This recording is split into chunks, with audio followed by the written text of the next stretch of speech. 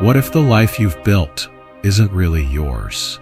What if the way you've been living, the roles you've played, the goals you've chased, were never truly chosen, but inherited, like hand-me-down dreams? And now something inside you has begun to whisper. Quiet at first, almost like a sigh. That sigh becomes a silence you can't ignore, a weight in your chest when you wake up, a dissonance in conversations that used to feel normal. You're not broken. You're not lost. You're outgrowing a version of yourself that was never quite real. You try to keep smiling. You try to stay the same. But the mask is cracking, and the silence between who you are and who you pretend to be is getting louder. What if the chaos is not punishment but a portal? What if the confusion is not your failure but your soul's first language? Carl Jung called this the beginning of individuation, the sacred unraveling, the death of illusion, so that something eternal can finally emerge. And maybe that's what's happening now. Not a collapse, but a return to yourself, to the part of you that's always been waiting beneath the noise. 1. The awakening pain. There comes a moment when the life you've been living no longer fits. The conversations feel hollow. The routines that once gave you comfort start to feel like cages. You wake up and something's changed. Not outside, but within. And you can't explain it. You just know something isn't right anymore. You try to carry on, keep smiling, keep showing up, but underneath the surface, there's a quiet rupture, a sense of being split between who you were and who you're becoming. This isn't depression. It's not a breakdown. Carl Jung would say, it's the shadow knocking. The shadow is not evil. It's not some dark monster hiding inside you. It's the truth you've buried, the emotions you've silenced, the parts of you were told not to feel. Anger, envy, longing, despair, rage, need. All the things you learned to repress to survive. But now they rise, and it's messy, it's confusing, it hurts. You might cry for no reason, feel disconnected from your own voice. You might question everything, your choices, your identity, even your purpose. But this pain is sacred. It's not here to destroy you. It's here to wake you. Jung taught that the shadow appears not to punish, but to integrate. It's how your deeper self says, I'm still here. Look at me. I want to be whole. When everything begins to unravel, when the emotions come in waves, when the old self starts to feel like a stranger, you are not falling apart, you are being reborn, and rebirth always begins in the dark. 2. Sacred isolation. After the rapture comes the silence. Not the peaceful kind, but the kind that empties rooms, unthreads connections, and leaves you wondering if anyone really knows you anymore. You try to speak, but your words don't land the same. The people who once understood you now just smile politely. You feel like a stranger in your own life. This isn't social rejection. It's spiritual reorientation. Carl Jung called it the withdrawal from the collective, not because you're better than anyone, but because something deeper in you is no longer available for the performance. You stop laughing at the same jokes. Small talk becomes unbearable.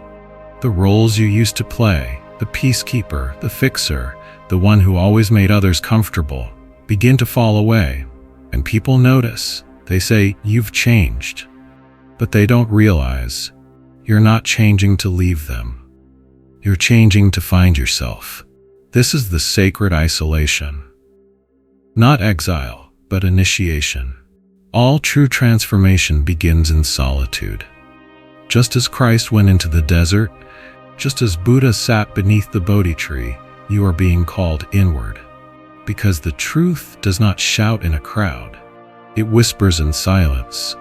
In this silence, you begin to hear something ancient, not a voice from above, but knowing from within.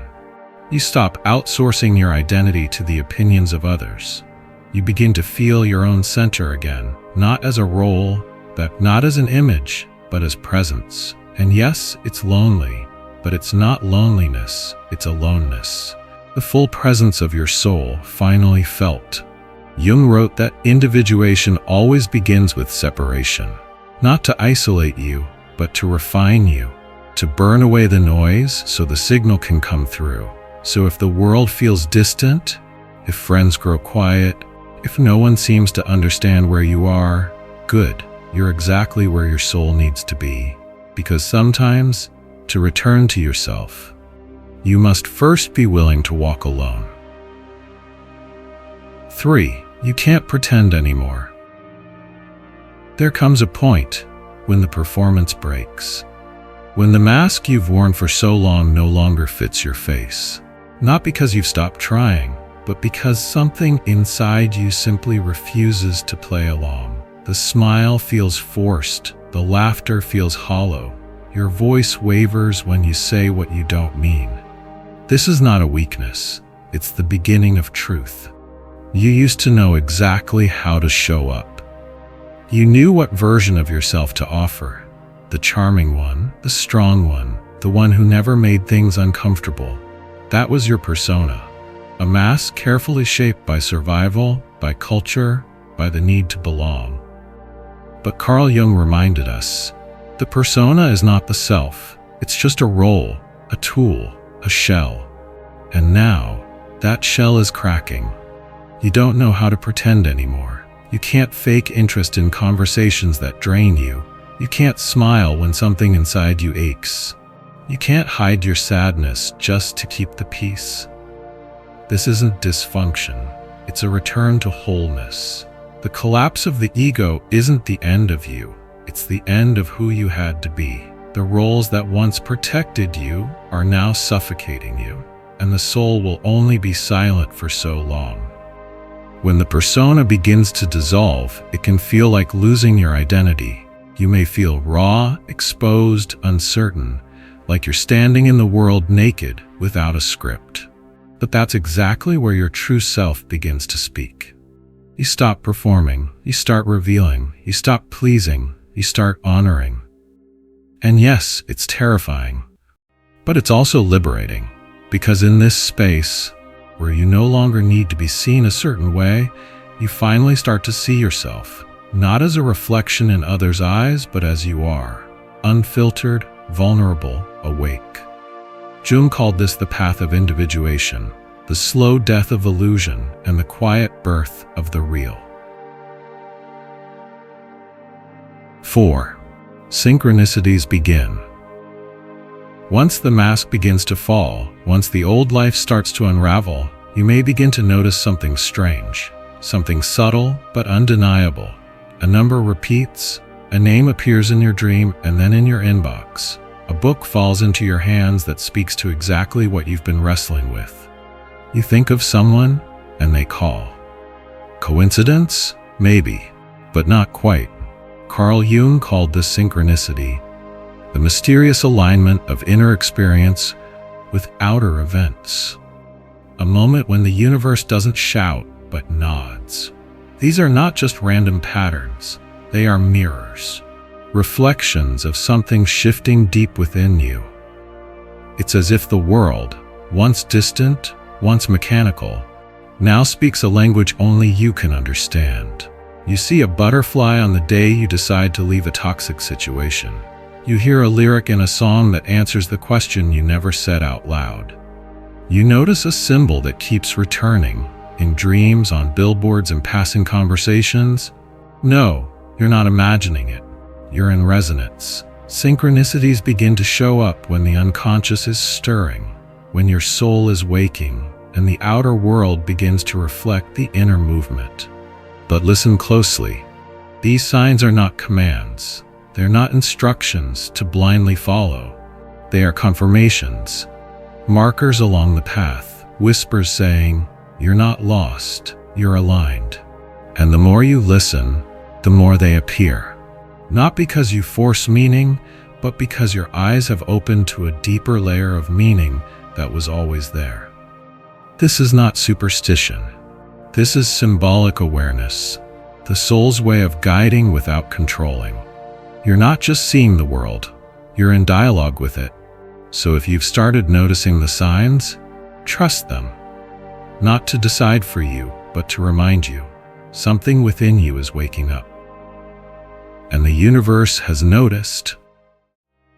5. Your vision becomes symbolic. At first, the world just seemed normal, concrete, literal, surface level. But now, something has shifted. Your eyes haven't changed, but the way you see has. You no longer look at a broken mirror and see just glass. You see a reflection of something cracked within. You watch a building crumble in a dream, and you feel the collapse of an identity you've outgrown. A snake crosses your path, and your first thought isn't fear, it's a transformation. This is what happens when your perception becomes symbolic. When the unconscious no longer whispers through dreams alone but begins to speak through everything. You don't just experience life, you begin to read it. A storm becomes your inner chaos. A locked door becomes the part of you still closed off. A tree shedding its leaves mirrors your own season of letting go. Carl Jung taught that the psyche speaks in images, not logic, not words, but symbols. And when you awaken, you begin to live not in explanation, but in meaning. You walk through the same world, but now it feels layered, alive, intentional, because it is. You're not imagining patterns. You're remembering how to see them. You're stepping into the mythic layer of your life, where your heartbreak isn't random, it's initiation. Where your confusion isn't a failure, it's a threshold. You begin to understand your life is not just a series of events, it's a story. An unfolding myth filled with symbols meant just for you. So let your eyes stay open, let your heart stay soft, and when the world offers you a symbol, don't rush past it. Pause, breathe, ask what part of you it's speaking to, because the sacred is always speaking. And now, you're finally listening. 6. A deep hunger for meaning. There comes a point when the things that once excited you no longer reach you. You scroll through the feed, but every post feels empty. You chase another goal, but the celebration rings hollow. You laugh in a room full of people, but inside you feel invisible. Something's changed. The desires that once drove you, attention, success, control, have begun to fade. Not because you failed to get them, but because you finally did. And they weren't enough. This is the collapse of the false gods. The ones you were told to worship: status, achievement, perfection, being liked, being somebody. They gave you a mask, they gave you applause, but they never gave you peace. And now there's something deeper rising in the silence they left behind. Not a craving, but a hunger for meaning. You find yourself reaching not for noise, but for truth. Not for escape, but for understanding. You start reading differently. Ancient philosophy, sacred texts, words that don't just inform, but awaken. You begin asking questions you once avoided. Why am I here? What is my soul trying to say? Is there something I was born to become that I've been too afraid to face? Carl Jung believed that this hunger isn't a detour, it's the path. The soul is not content with surface living, it remembers something deeper. And when that remembering begins, the ordinary becomes unbearable. Small talk feels painful. Distraction feels dull. Comfort feels like a cage, so you seek depth in silence, in symbols, in solitude, not because you're broken, but because you're finally awake. This hunger is sacred. It is your soul saying, I did not come here just to survive. I came here to know the truth. 7. Dreams become a mysterious guide. As your outer world begins to shift, your inner world starts to stir, and it speaks to you, not with logic, but with image, symbol, emotion. In the quiet hours of the night when the ego sleeps and the mask falls away, your dreams arrive. At first, they seem strange, surreal, too vivid to ignore. You wake with a heavy feeling or a strange clarity, as if something deep within you is trying to speak. Carl Jung called dreams the royal road to the unconscious, the most direct access to the truths you've buried, the fears you've silenced, the longings you've forgotten. In your dreams you might fall, you might fly, you might wander through forests, meet shadows, or face people you haven't seen in years. These are not random stories. They are messages from your deeper self to your waking one. A collapsing house might represent a crumbling identity. A locked door may echo a repressed memory. A recurring figure may be your shadow, asking to be seen. And then there are the nightmares, the ones you wish would go away, the ones that shake you awake, heart pounding, breath short.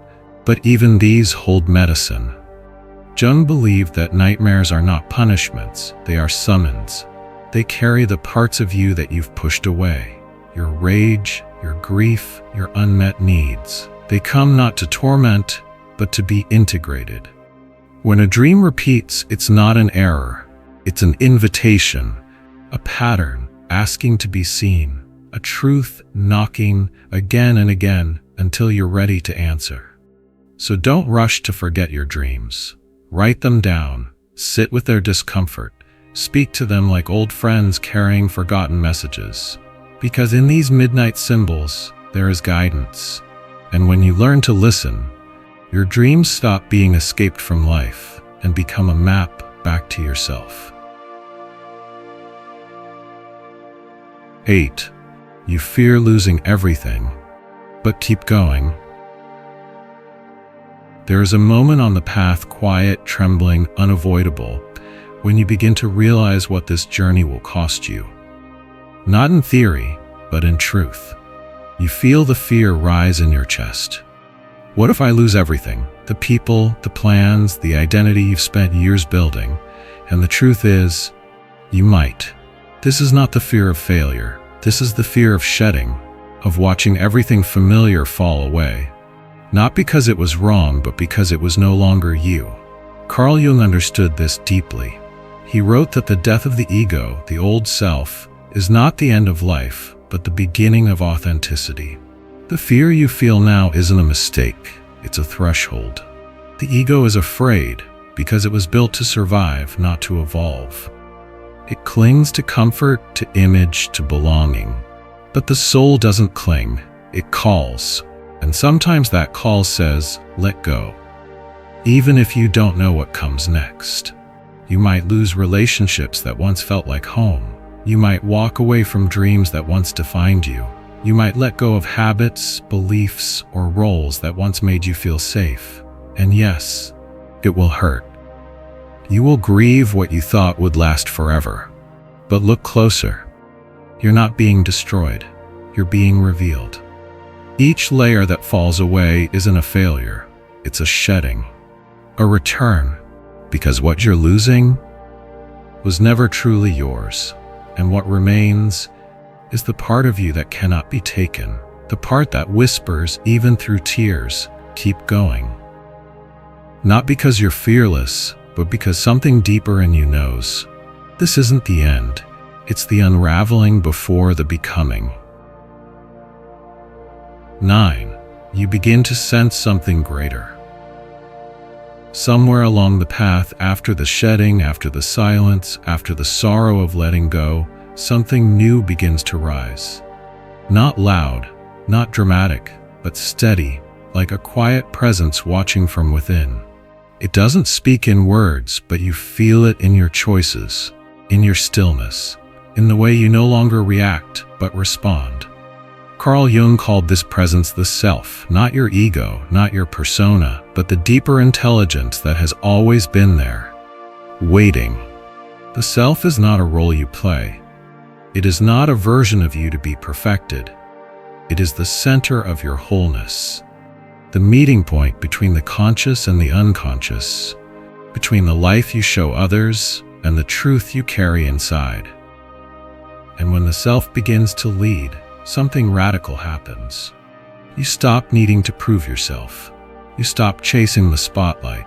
You stop performing for love that must be earned. You begin to live differently, softer, truer, aligned. You say yes only when it resonates. You say no without guilt. You make peace with being misunderstood because you've made peace with yourself. The old urgency to be seen, to be right, to be liked fades. You no longer force outcomes. You no longer demand control. You start trusting life, not blindly but wisely. Because now you sense there's a current beneath all things. And it's not random, it's not cruel, it's guiding you, even when it's silent. This is the emergence of the self. Not as an idea, but as a lived truth. And from here you stop surviving. You begin participating. You walk not with fear, but with reverence. Not with performance, but with presence. And maybe for the first time in your life, you don't just feel like someone living a story, you feel like the story itself, finally waking up. This journey was never about becoming someone else. It was about unbecoming, shedding the masks, the roles, the noise, until only the essential remained. Through rupture and stillness, through dreams and silence, you were not breaking down, you were breaking through. Carl Jung gave us the map, the shadow, the persona, the ego, the self, not as theories, but as invitations. To turn inward, to meet the forgotten, to hold the tension, and become whole. You've walked through darkness not to escape it, but to light a candle inside it. You've let go, not to lose yourself, but to remember who you've always been. This is not the end of your path. This is where the real one begins. Not upward, not outward, but inward. Because when the false falls away, what remains is the self. Quiet, radiant, unshakable. And in that still center, you finally see, you were never lost. You were being called home. If something in this spoke to you, not just in your mind, but in your soul, don't scroll past it. This is not just content. This is a mirror, a moment, a door, and you're standing at the edge of something real. Subscribe to walk this path with us. Share it with someone whose silence you understand. And most of all, stay awake. Because the journey within is the one that changes everything.